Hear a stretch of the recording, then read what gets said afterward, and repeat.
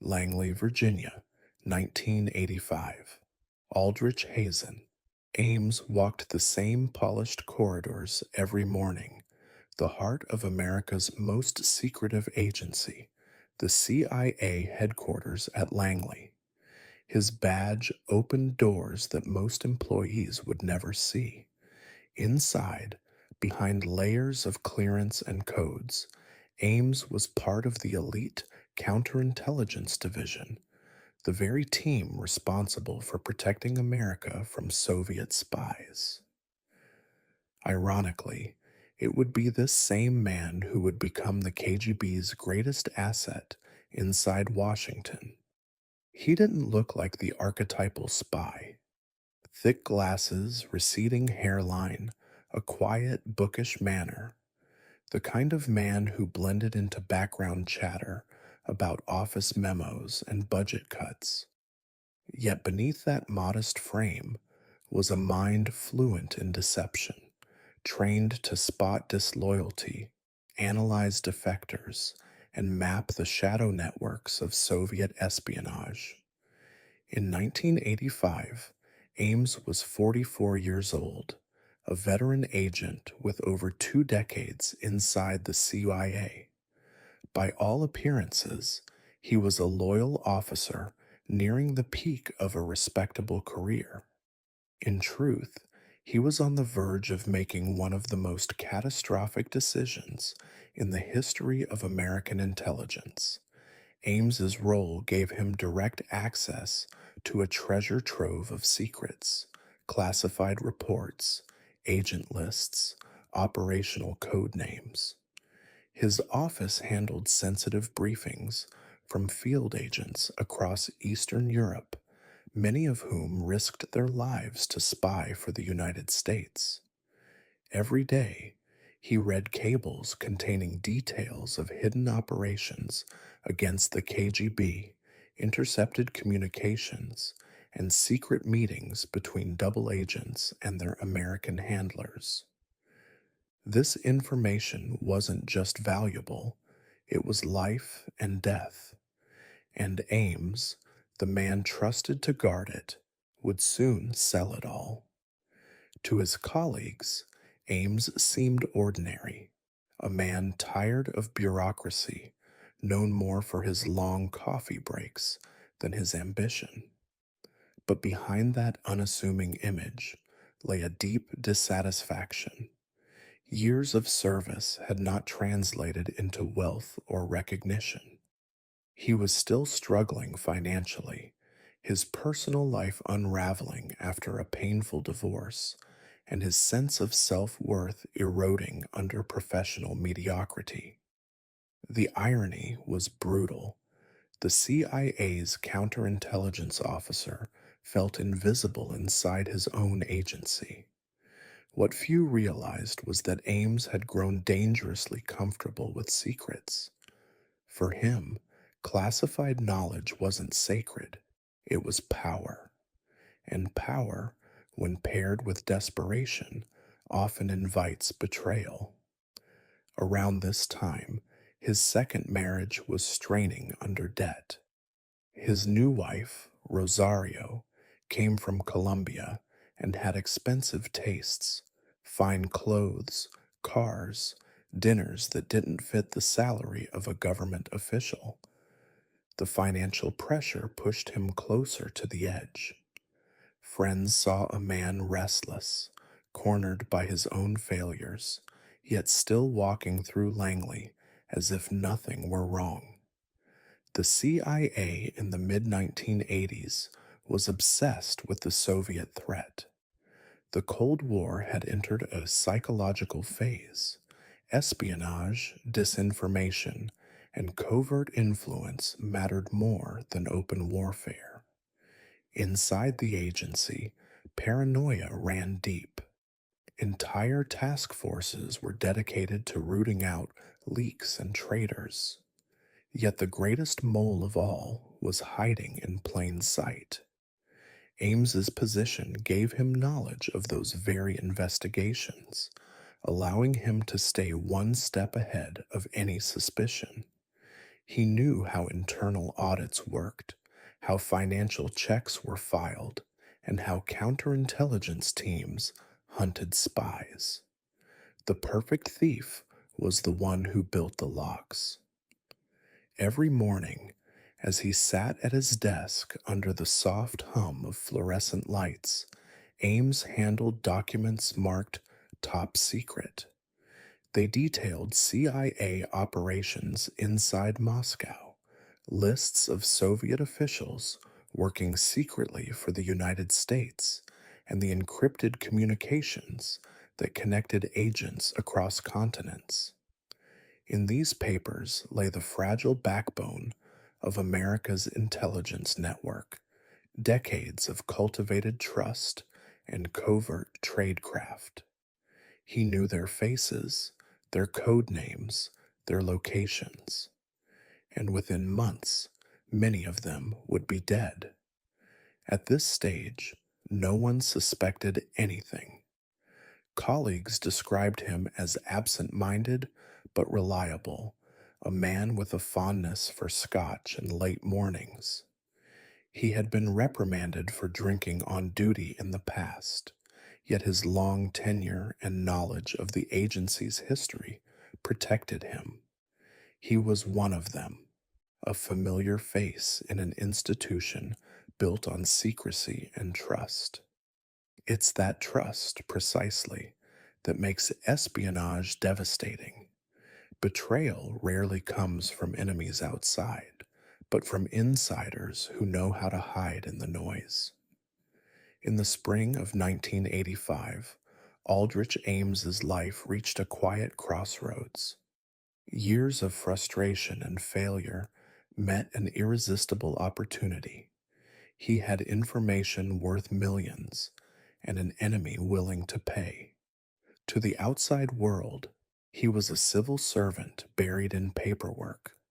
To himself, he was about to become something else entirely, a man who could finally control his fate by selling what America valued most, its secrets.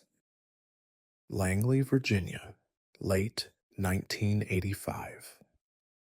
By the time Aldrich Ames made his decision, he already possessed what every foreign intelligence service dreamed of: unrestricted access to America's inner circle of counter-espionage.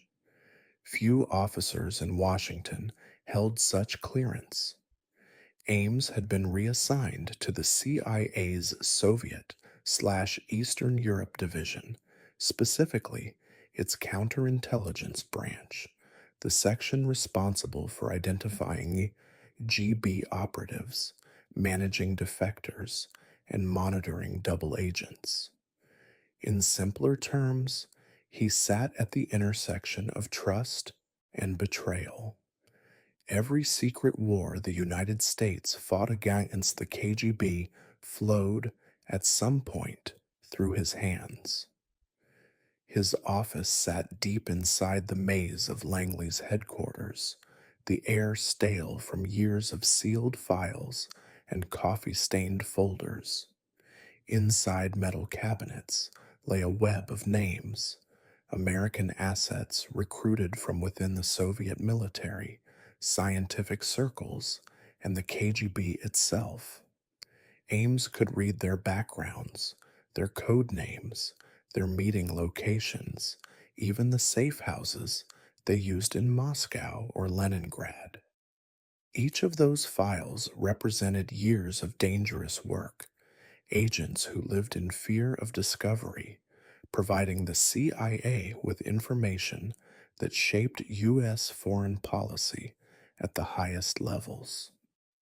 With a single photocopy, Ames could doom them all. He didn't gain this position by chance. Decades of institutional familiarity had built an aura of reliability around him. His father had worked for the CIA before him. Espionage was, in a sense, the family business. Inside Langley, that pedigree carried weight. The agency trusted its own lineage. No one would have guessed that the quiet, slightly disheveled man wandering the corridors with folders tucked under his arm would one day weaponize that trust against them. Throughout 1985, Ames's duties expanded. The CIA was reeling from a series of intelligence failures, compromised assets, collapsed operations, disappearing informants across Eastern Europe. Langley needed answers. Ames's unit was tasked with identifying the source of the leaks.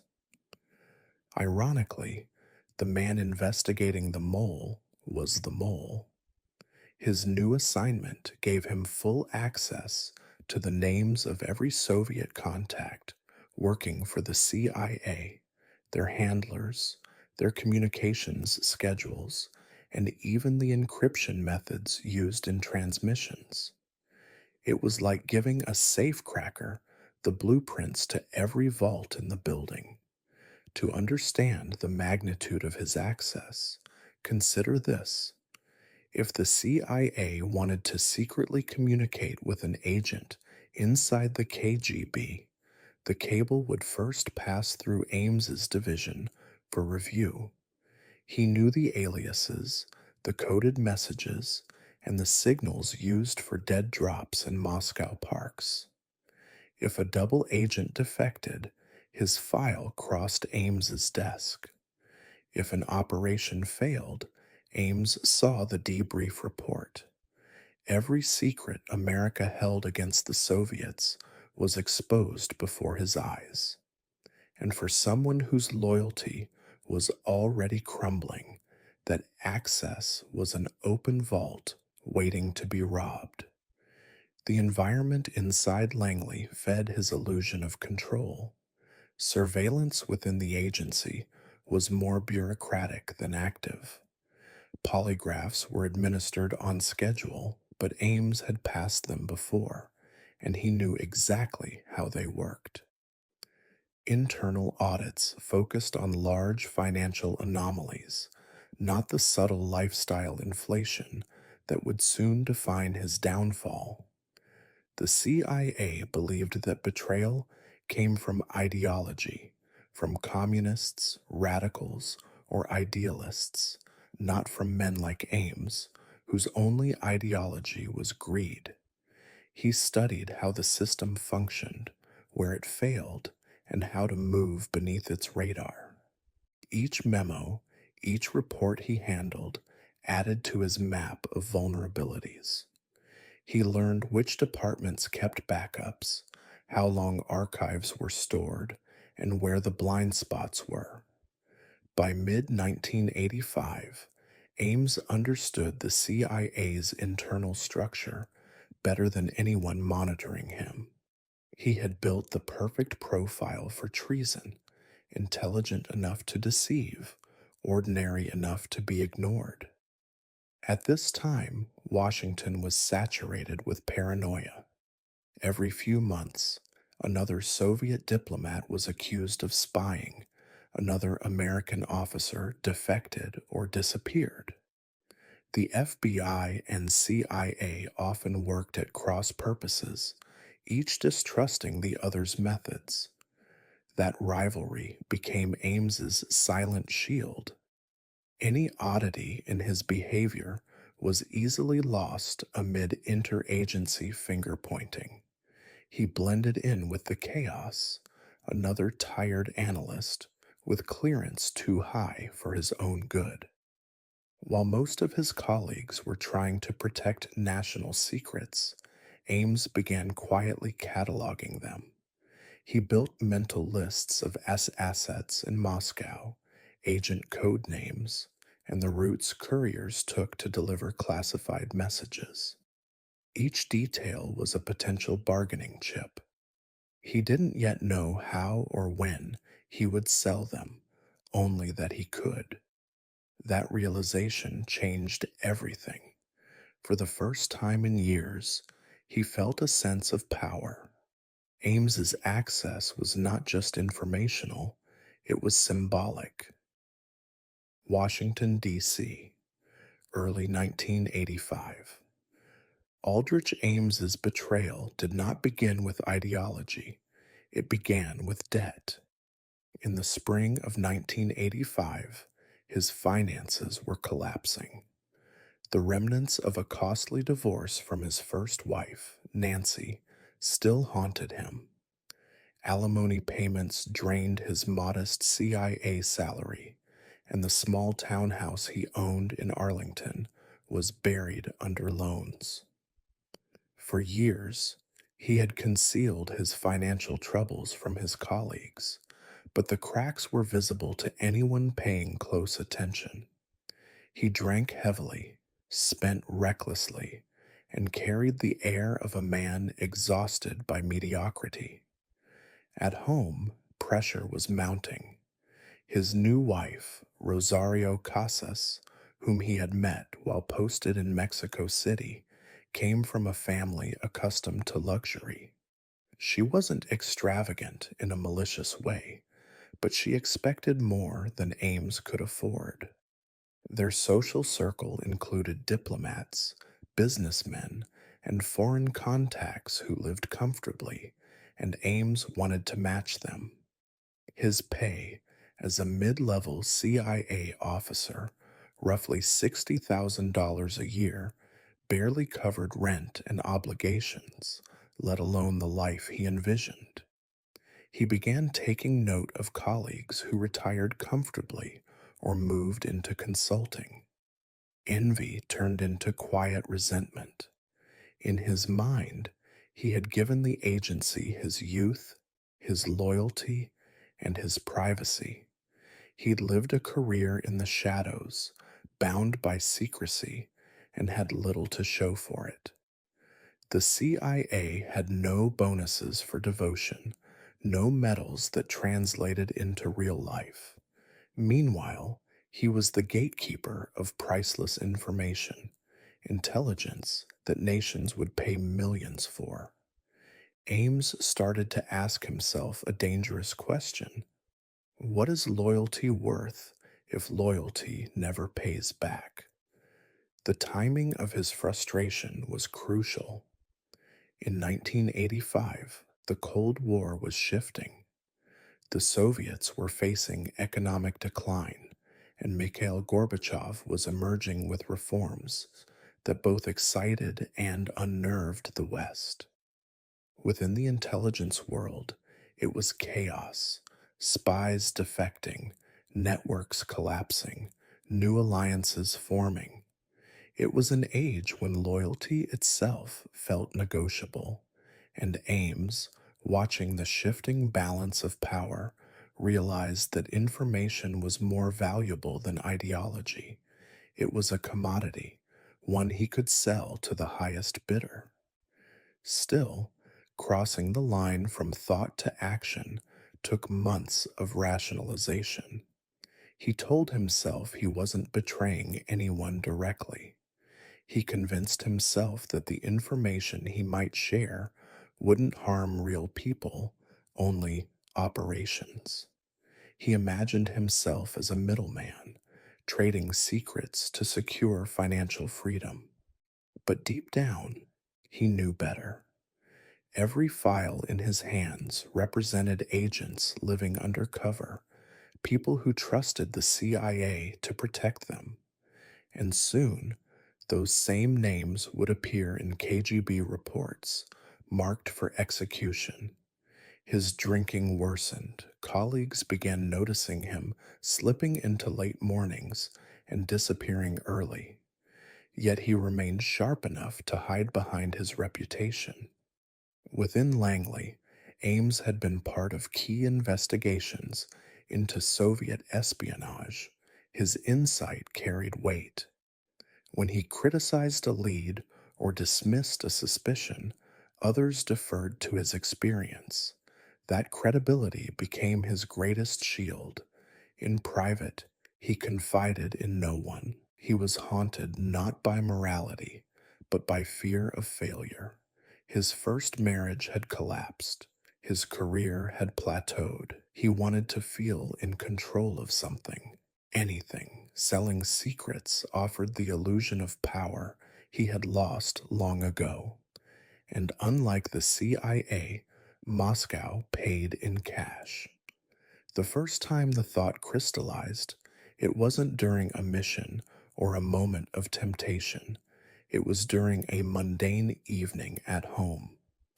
Bills stacked on the kitchen counter, a letter from the bank unopened. Rosario was talking about a trip she wanted to take back to Bogota.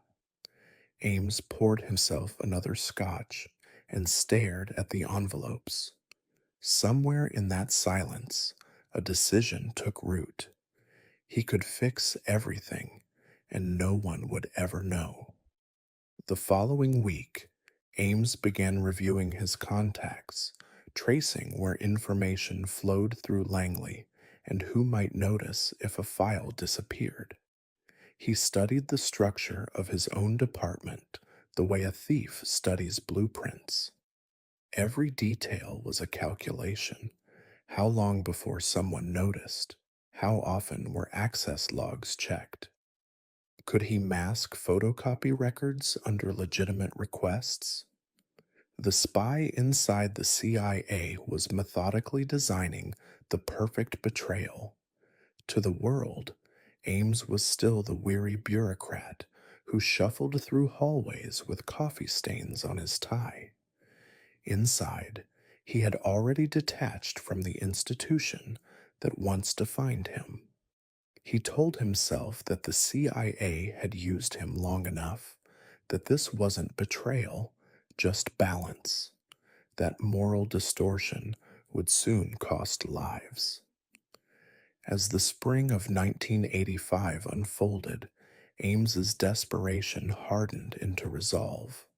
His debts, his resentment, and his quiet arrogance merged into a single belief. He was too clever to get caught. In a city built on secrets, he was about to sell the biggest ones of all to Washington, D.C., April 1985. It began on an ordinary weekday, a clear spring morning in Washington. Ames left his modest Arlington home, dressed as always in an unremarkable gray suit, carrying a briefcase heavy with papers that would soon decide the fate of men thousands of miles away.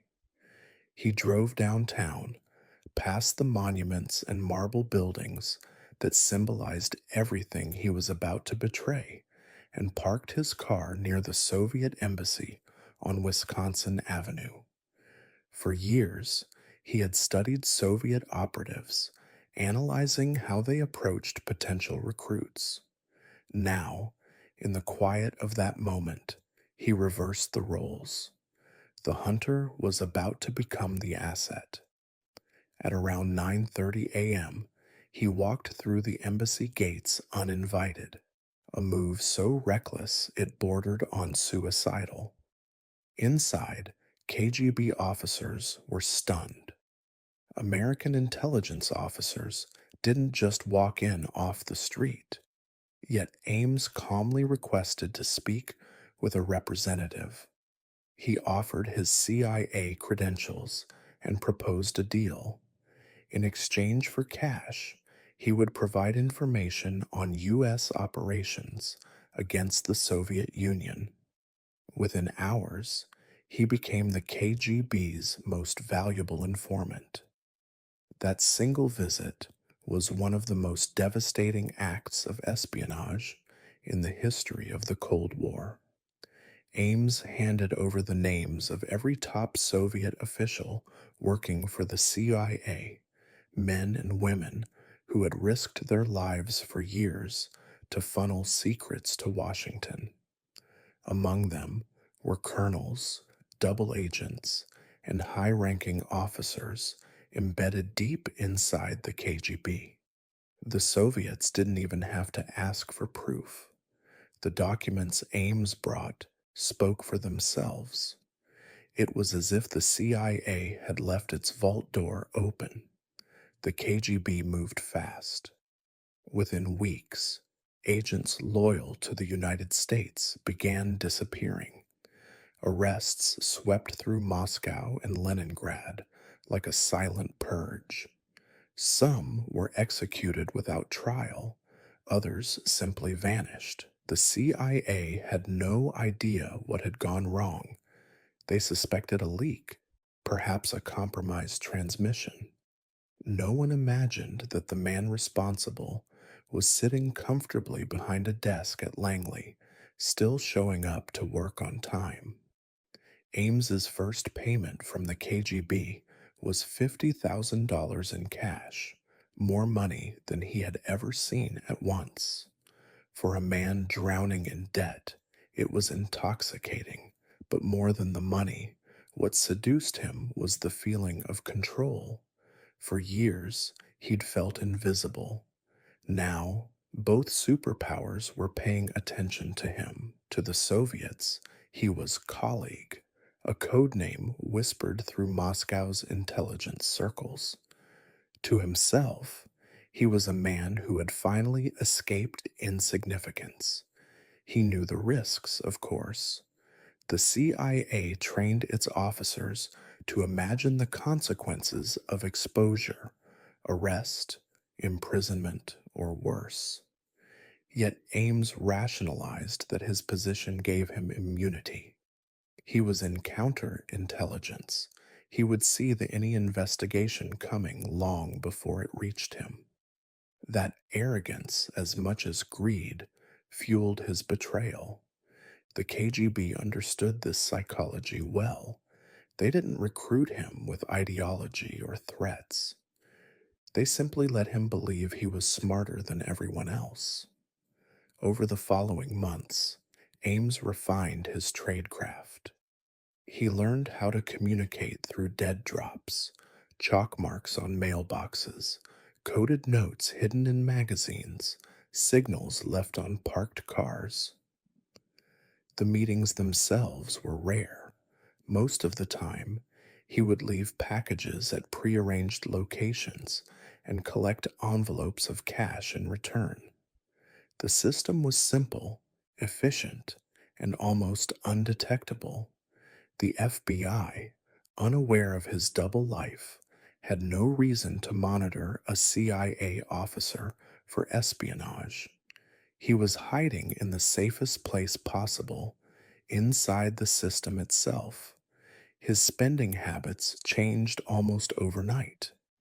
He paid off debts, upgraded his home, bought a new Jaguar, and took Rosario on trips that baffled his colleagues. When questioned, he claimed she came from a wealthy family in Colombia and that her relatives had sent them money. It was plausible enough to deflect suspicion, at least for now. For the KGB, Ames was a gold mine. His first drop alone exposed nearly every major CIA operation running inside the Soviet Union. Within months, Moscow had neutralized networks that had taken decades to build. U.S. intelligence in Eastern Europe was effectively blind. The information loss was so severe that analysts at Langley described it as catastrophic. But no one connected the dots to the man responsible. His reports continued to cross his desk daily, many of them describing the very losses he had caused. He even joined internal briefings about the mysterious disappearances of agents, offering theories, asking questions, pretending concern. It was espionage at its most audacious. The CIA's chief of Soviet counterintelligence was secretly dismantling the agency's Soviet counterintelligence program from within. Every time the CIA tried to rebuild a network, Ames quietly delivered it to the KGB again. His betrayal wasn't a single act, it was a process, one that fed on repetition and arrogance. Moscow, late 1985 to 1986. By the time Aldrich Ames's first payment cleared, The damage had already begun. In Moscow, quiet panic rippled through the ranks of the CIA's most valuable assets. Meetings were missed, contact lines went dark, and coded signals sent from Washington were never answered. To the CIA, it looked like a wave of bad luck, maybe an internal crackdown by the KGB, maybe compromised communication methods. But the truth was far more devastating. One of their own had handed the Soviets every name that mattered. The KGB didn't waste time. Within weeks, operations that had taken years to construct unraveled. Colonel Dmitry Polyakov, one of America's most trusted informants, a Soviet general who had secretly spied for the United States for decades, was arrested. Soon after came the disappearance of other key assets embedded in the Soviet Defense Ministry, the GRU, and even the Kremlin itself. Some were executed in basements under Lubyanka prison, others were simply erased from existence. Each arrest was a silent echo of the papers Ames had delivered to the Soviets months earlier. Inside Langley, confusion turned to alarm. Every known line of intelligence in Eastern Europe was collapsing simultaneously. It was as if the KGB could read the CIA's playbook before every move. Field officers were pulled out, operations suspended, and safe houses abandoned. What the CIA didn't realize was that the leak wasn't in the field. It was at the very center of their counterintelligence division. Aldrich Ames was reading the same reports they were, pretending to be part of the investigation into the disappearances he had caused. He acted the part flawlessly. In meetings, he'd lean back in his chair, suggesting plausible theories. Maybe Moscow had broken the CIA's cipher system. Maybe a courier had defected. His calm demeanor disarmed suspicion. After all, he was one of the few officers with decades of experience studying Soviet espionage. Who better to help identify the leak than the man who caused it? His arrogance grew with each successful deception. The KGB had instructed him to provide updates sparingly to avoid drawing attention. But Ames was greedy, not only for money, but for validation. He began to volunteer even more intelligence, details about satellite surveillance, U.S. wiretapping methods, and classified technology used to intercept Soviet communications. Each disclosure earned him more praise from Moscow and more money. What began as a desperate financial transaction was now a career in betrayal. He was no longer just a spy, he was a professional traitor. Meanwhile, the CIA's top brass were panicking. Every effort to rebuild their networks in the Soviet Union failed within months. Recruits were disappearing faster than ever. Billions of dollars in covert operations were being burned. Agents in the field began to fear that someone inside Langley was feeding information directly to Moscow, but no one dared to say it out loud. Admitting that possibility meant acknowledging the unthinkable, that the CIA's counterintelligence corps was compromised. The FBI began to quietly suspect that a mole was responsible, but jurisdictional tension with the CIA kept investigations slow. The Bureau wanted more evidence before confronting Langley, and Langley wanted to believe it was a systemic issue, not betrayal. That gap in communication gave Ames years of protection. While Washington spiraled into bureaucratic denial, Ames's life improved dramatically. His new home in Northern Virginia was spacious, filled with fine furniture and imported wine. He purchased luxury cars, threw lavish dinner parties, and claimed Rosario's family fortune as the source of their newfound wealth. To neighbors, they looked like any other prosperous DC couple. To the KGB, Ames was living proof that greed could do what ideology never could: dismantle an enemy from within.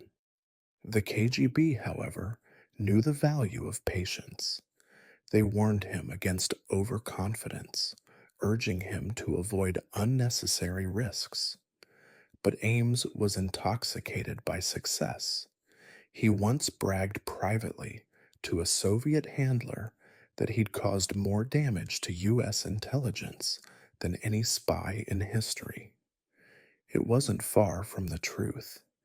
His betrayal had gutted America's espionage capabilities in the Soviet Union for nearly a decade.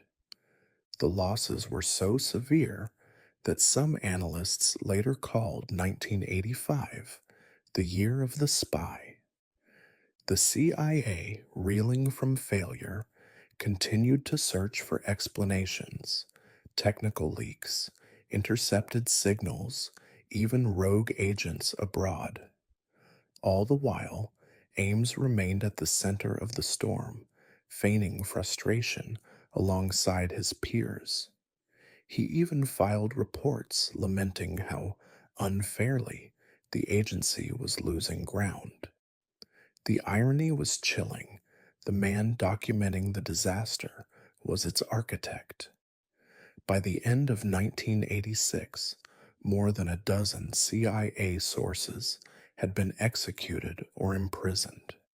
The intelligence void that followed crippled U.S. operations behind the Iron Curtain for years.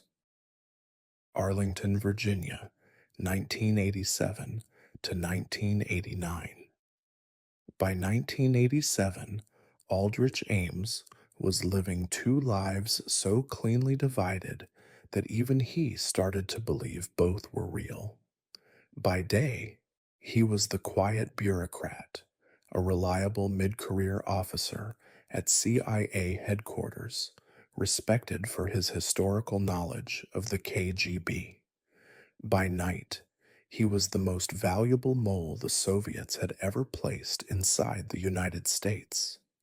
He had learned to balance both identities with the precision of a surgeon.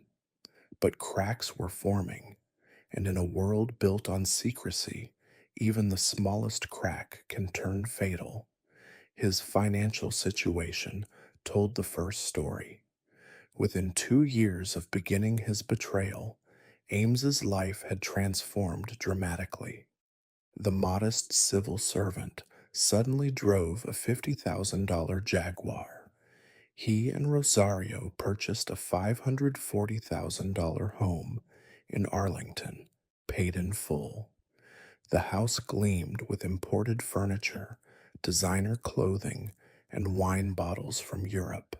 Their neighbors, unaware of his government salary, assumed she came from old Colombian money. Inside Langley, colleagues joked that Ames had married rich. They weren't wrong, they just didn't know how rich. The CIA had systems to monitor its officers' finances, but they were bureaucratic and outdated. Expense declarations were self reported. Internal audits, when they happened at all, focused on foreign accounts or unexplained transfers. Ames, ever cautious, kept his transactions local and seemingly legitimate. He deposited Soviet payments directly into his bank account in small increments, blending them with his salary. The audacity of using a normal U.S. bank for KGB money was precisely what made it invisible. No one thought to look for treason hiding in plain sight. His drinking worsened, Yet so did his composure. Alcohol dulled his conscience, but sharpened his arrogance. He began to believe he was untouchable. In staff meetings, he mocked the agency's own mole hunt efforts, suggesting that the Soviets were just getting smarter. Colleagues saw this as cynical humor. They didn't realize it was confession disguised as sarcasm. When rumors circulated about an internal investigation into leaks, Ames reassured others that the FBI was chasing ghosts. He was right. The Bureau was chasing everyone except him. His job had shifted by now. In 1987, Ames was assigned to the CIA's Counterintelligence Center, the very division that investigated internal penetrations. It was the perfect cover. While the agency searched for a mole, he was literally helping to lead the investigation. The irony was surgical. He sat in meetings discussing lost agents in Moscow, agents he had exposed. Every report, every chart of compromised operations was a mirror of his own betrayal, and he was the one interpreting the data. The paranoia at Langley was thick. By the late 1980s, the CIA had lost so many Soviet sources that it could barely operate inside the USSR. Entire intelligence pipelines were gone. The agency resorted to secondhand reporting, scraps from Allied services, intercepted radio chatter, anything. The leadership grew desperate. The FBI began collaborating more directly, but the tension between agencies remained toxic. Each suspected the other of harboring the leak. Ames exploited that divide skillfully, feeding suggestions that shifted suspicion away from the CIA's inner circle. At home, he continued to play the role of the weary civil servant. Neighbors saw a man mowing his lawn, hosting dinner parties, smiling politely. Rosario played her part too, gracious, fashionable, sometimes haughty, the image of a diplomat's wife.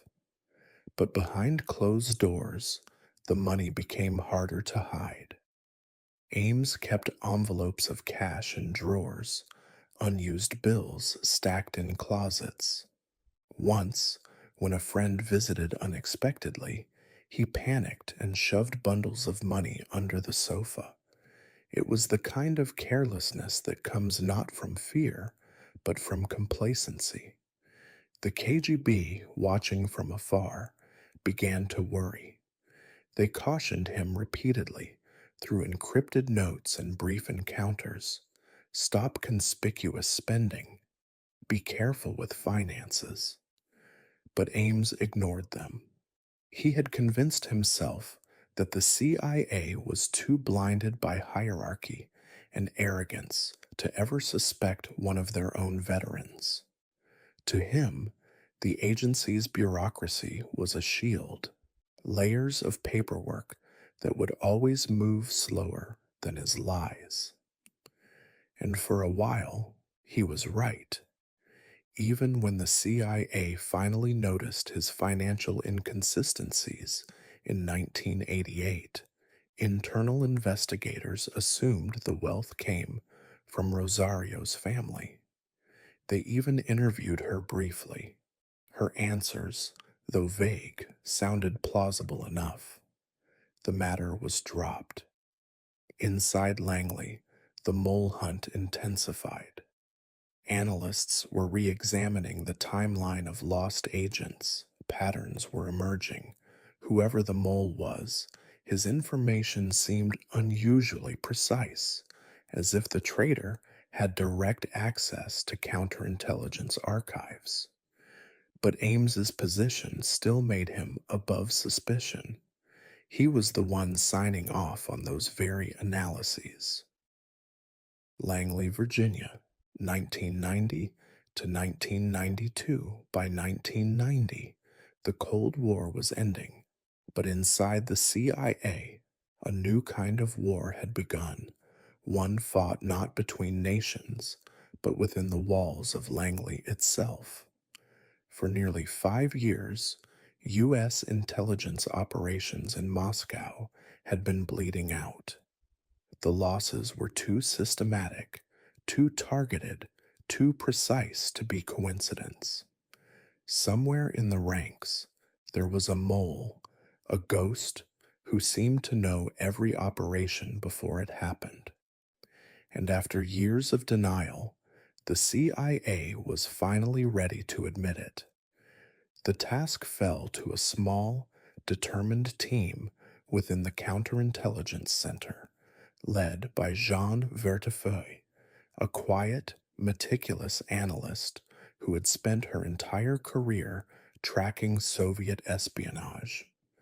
Alongside her was Sandy Grimes, another veteran investigator, equally patient and relentless. Both women had seen the devastation Ames's betrayal caused firsthand, though they didn't yet know his name. Their mission was simple but impossible by the insider responsible for the worst breach in CYA history. They began by mapping every compromised case, dozens of agents captured or killed, operations collapsing in synchronized patterns. The data revealed a chilling timeline, nearly every loss traced back to shortly after April 1985, the exact period when Ames had first approached the KGB. But correlation wasn't proof. To accuse a fellow officer of treason required undeniable evidence, and the CIA's culture of secrecy made that nearly impossible. Every division protected its own files. Every agent insisted their operations were airtight. The very system designed to protect secrets was now protecting the traitor. Meanwhile, Ames continued his double life undisturbed. His rank and longevity gave him authority. His calm demeanor made him invisible. When briefed about the mole hunt, he offered polite suggestions, occasionally volunteering to review data for patterns.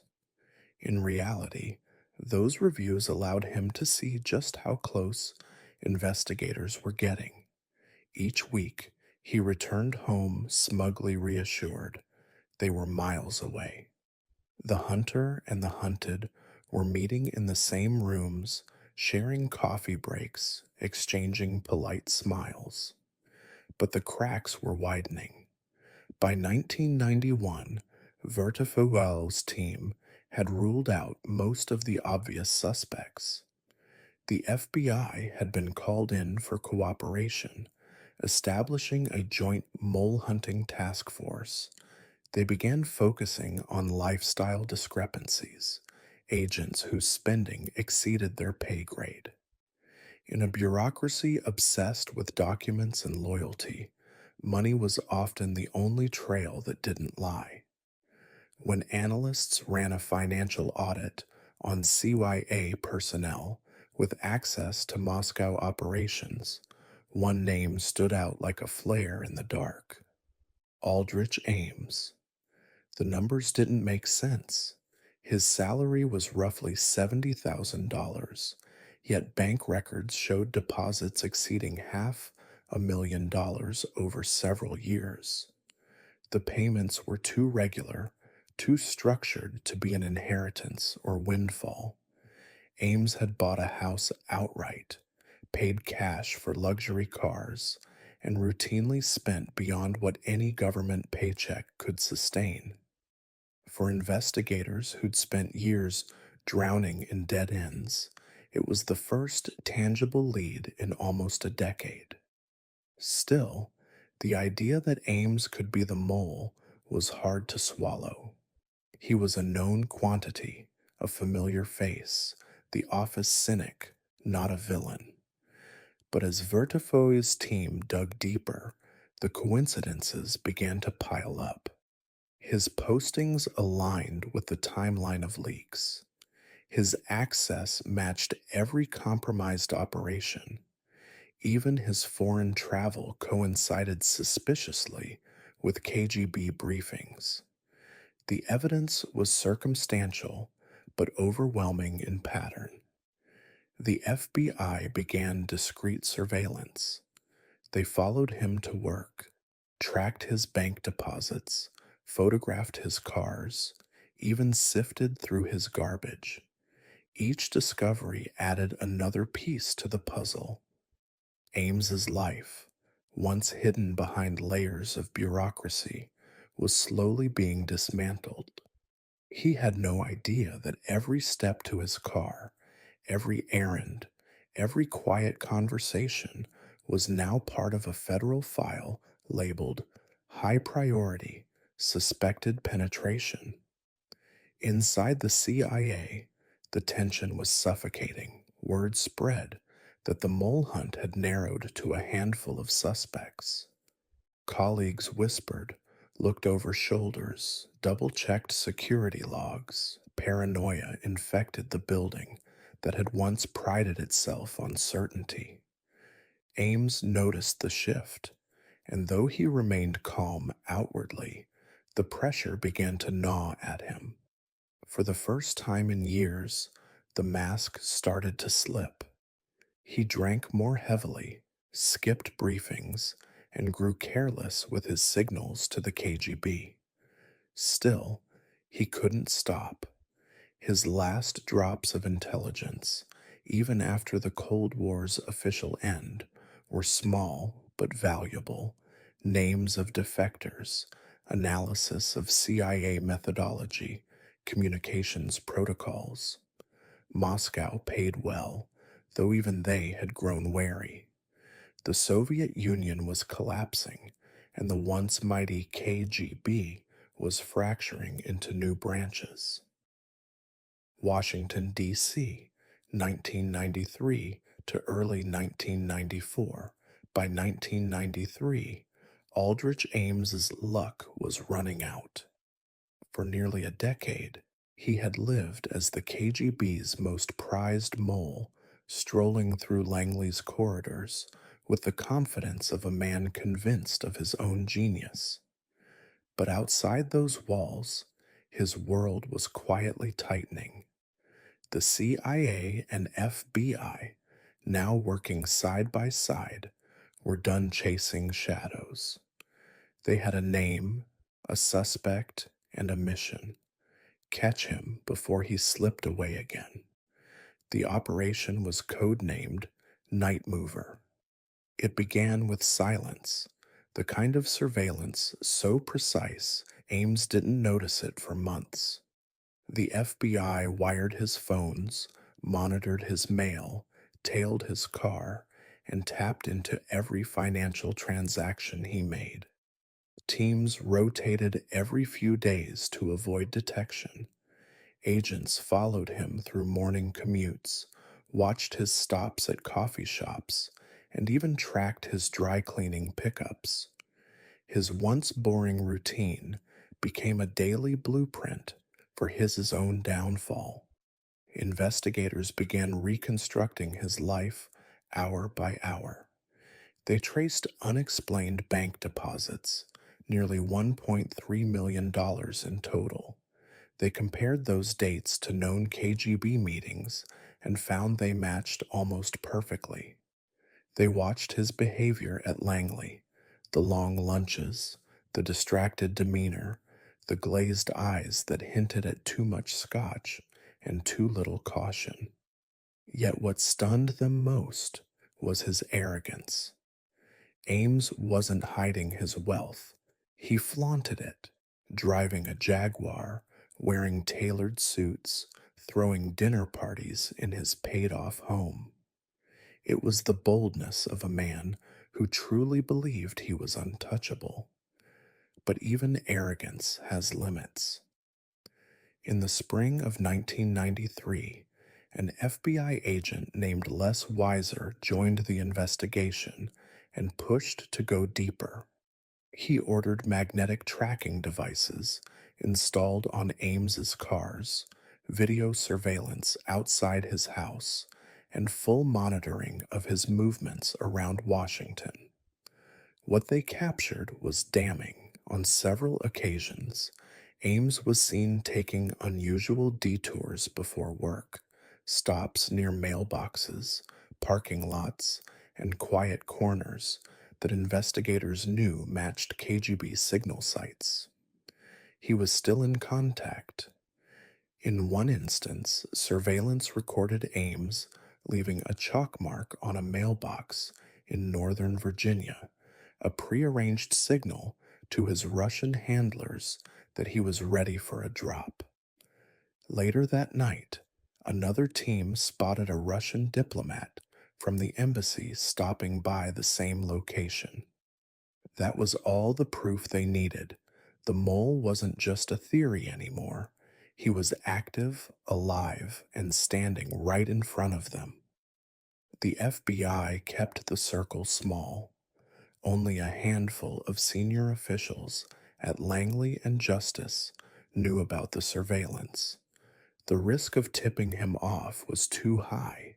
If Ames suspected he was being watched, he could flee, or worse, vanish behind diplomatic lines through his KGB contacts. The Bureau decided to move slow, gathering overwhelming evidence before making an arrest that could stand in court. Ames, meanwhile, began to feel something, a faint vibration of paranoia. He couldn't name it, but it lingered. Maybe it was the glance of a coworker that lasted too long, or the silence on the other end of a call, or a car that seemed to show up twice in the same week. He dismissed it as coincidence, yet something in his gut stirred. The once calculated calm that had defined his career started to falter. By late 1993, the surveillance net was suffocating him. The FBI had photographs of every dead drop, every KGB contact, every suspicious withdrawal. They even bugged his home telephone, recording him discussing financial matters that contradicted his CIA income. Agents were now operating in shifts to maintain 24-hour coverage. The mole hunt that had haunted Langley for nearly a decade was about to end, and everyone knew it except Ames himself. Still, he made one last attempt at espionage. In January 1994, Ames met a Russian contact for what would become his final handoff. The Soviets, now operating under the newly formed Russian Federation, still valued him, but less than before. His intelligence had grown stale, his access limited. They gave him one final payment, unaware that every move was being watched by half a dozen unmarked FBI vehicles. The evidence was overwhelming. The Bureau had traced millions of dollars, identified communications patterns, and documented every clandestine act. Even his wife, Rosario, was implicated.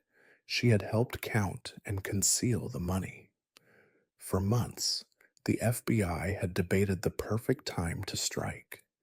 They wanted to catch him just after a drop, when the proof was undeniable. In February 1994, that moment came.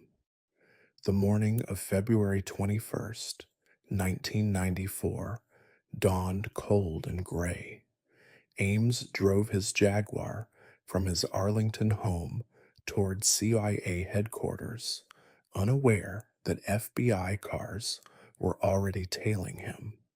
He turned onto Chainbridge Road as usual, humming along to the radio.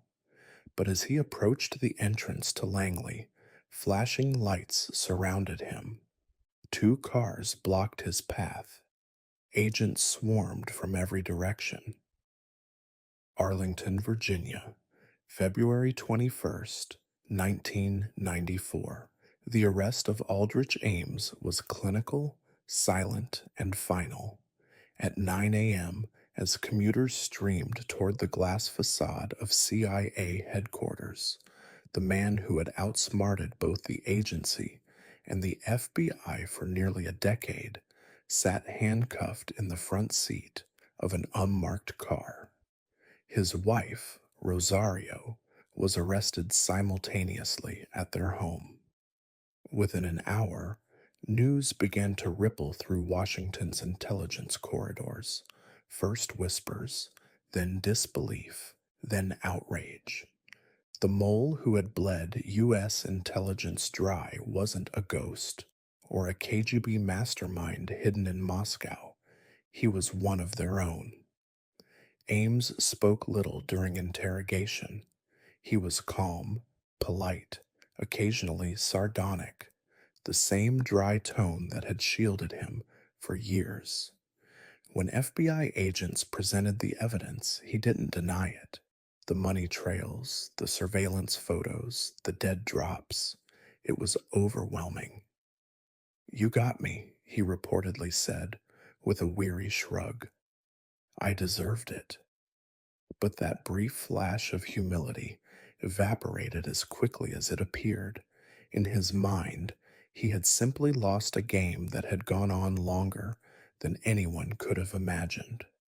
The depth of his betrayal stunned even hardened investigators.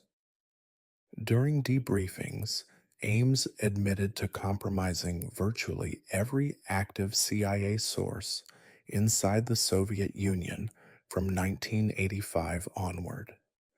Over 100 operations were directly or indirectly affected. 10 agents, at minimum, had been executed because of his disclosures. The CIA's networks in Moscow were not just weakened, they were obliterated. The Cold War's last and greatest intelligence disaster had not come from outside infiltration, but from one man's greed within. At Langley, the shock ran deeper than anger. Many officers had known Ames personally, had shared drinks, jokes, even family events. To learn that he had been the architect of their greatest failures felt like a personal violation.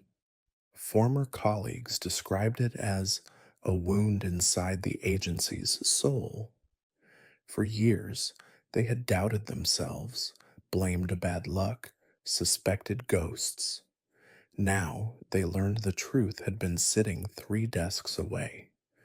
The FBI released the official statement the next morning. Aldrich Ames, a CIA officer, has been charged with espionage on behalf of the former Soviet Union and the Russian Federation. This case represents one of the most serious breaches of U.S. intelligence in history. The headlines followed instantly. Spy inside the CIA, mole for Moscow, the $1 million traitor. The story dominated every major paper, eclipsing even international news. To the public, Ames became a symbol of arrogance and treachery, a man who sold out his country not for ideology or belief, but for luxury cars and fine wine.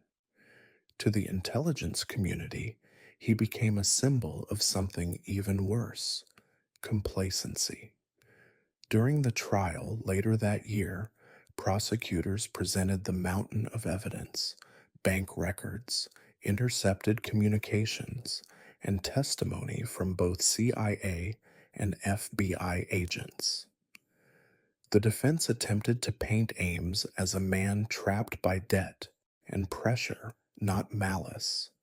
But the numbers spoke louder than excuses.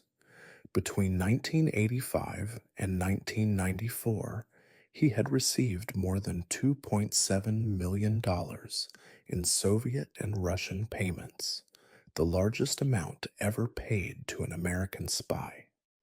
He had lived lavishly while men he betrayed were tortured or executed thousands of miles away. On April 28th, 1994, Aldrich Ames stood before a federal judge and pleaded guilty to espionage and tax evasion in exchange for sparing Rosario from a potential life sentence. She received 5 years. He was sentenced to life in prison without the possibility of parole. At 52 years old, the man who once held the CIA's deepest secrets was led away in silence. Inside the agency, the reckoning began. The CIA conducted one of the most exhaustive internal reviews in its history, documenting every procedural failure that had allowed Ames to operate undetected. The report was brutal, no single mistake, but a systemic failure of vigilance, culture, and accountability. Senior officials resigned, entire departments were restructured, financial monitoring systems were rewritten from the ground up. The mantra that emerged from the wreckage was simple: never again. In Moscow, the reaction was muted. The KGB, now the SVR, had already collapsed into post Soviet fragmentation. Ames's handlers were gone, retired, or reassigned. Some later admitted privately that even they were surprised how long he lasted. The Russians had always expected him to be caught sooner, but by the time he was, the Cold War he had helped shape was already over. For Ames himself, the fall from invisible power to caged irrelevance was swift. At Allenwood Federal Correctional Institution, he was assigned a number, not a title. His prison cell, barely larger than the office he once worked in, became his world. He read obsessively, wrote letters to journalists, and occasionally offered self serving reflections on the nature of betrayal. Langley, Virginia, 1994 to present. When the door of Aldrich Ames's cell closed for the first time, it marked not just the end of one man's betrayal, but the beginning of a reckoning across the entire U.S. intelligence community. The CIA, humiliated on the world stage, was forced to look inward, deeper than ever before. The shockwaves of his espionage reached far beyond the courtroom. For the agency that prided itself on knowing everything, Ames had proven the unthinkable. The CIA could be blind to itself. In the aftermath, Langley became a fortress of introspection. Investigations, audits, and reforms swept through every division. Analysts reviewed every compromised operation from the 1980s, tracing the human cost of Ames's treachery.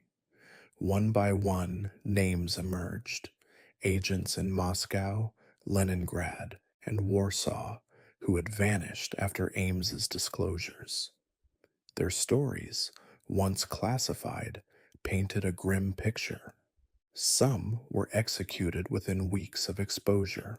Others disappeared into Soviet prisons, their families never notified. The Cold War had ended, but its casualties were still being counted. Internally, the CIA changed forever. The Ames case triggered a revolution in how the agency handled insider threats. Financial audits became mandatory for all personnel with top secret clearance. Lifestyle monitoring, once considered intrusive, became standard. Polygraph exams were redesigned to detect behavioral cues, not just verbal deception. A new department was created specifically to hunt internal espionage, the counterintelligence evaluation staff. And every new recruit, from analyst to field officer, was taught the same cautionary story, the tale of the man who sold his colleagues for cash. Yet beneath the reforms lingered something intangible: shame.